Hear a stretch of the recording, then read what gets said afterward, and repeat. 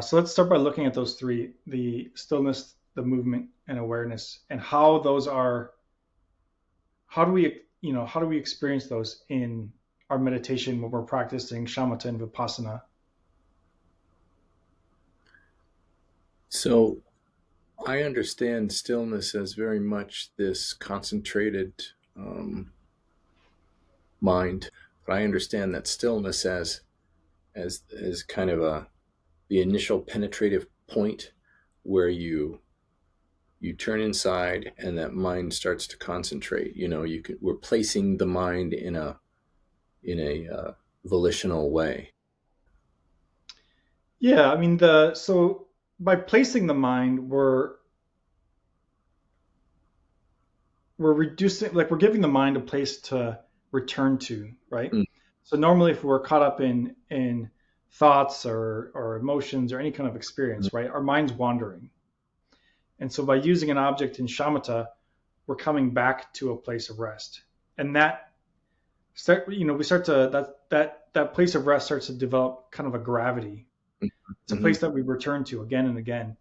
And eventually, as we do that, as we reduce the wandering of the mind, then we start to notice that inner stillness, that sense of abiding, which Okay. is what we're trying to notice uh, in vipassana. When we're looking at the mind, when we're looking at the nature of the mind, we're trying to become familiar with the still or the abiding aspect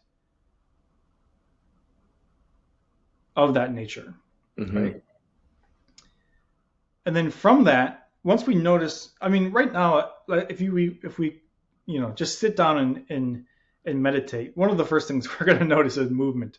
Right. Movement isn't we're not unfamiliar with movement. Movement is kind of our it's like the status quo of the mind. Our mind's constantly moving. It's constantly wandering. Um, the so that's kind of gross movement. Once we start to notice stillness, there's this other type of movement, this kind of subtle movement, this kind of I'm going to say more like an unfolding. It's like a continuous unfolding, this continuous luminosity or this continuous clarity, right? So this movement, this inner movement or this subtle movement is the arising aspect of the nature of the mind. And that's something that we don't really appreciate or um, we don't know how to integrate movement in our experience until we have the stillness, because stillness is like this like open this vast openness, and within stillness we can appreciate movement, the movement of the mind that's kind of playing itself out, but we can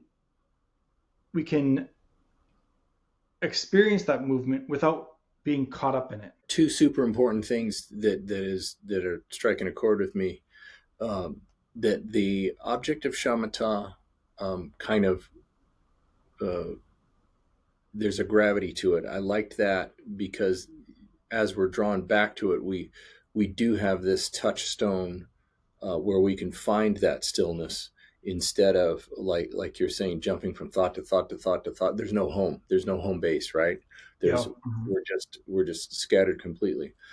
And another thing you said was that within that concentration, there becomes a point where the stillness becomes the norm just for a minute, right? That stillness becomes a norm, and we can notice any kind of ripple that starts to arise out of it. And I thought that was a super helpful description there.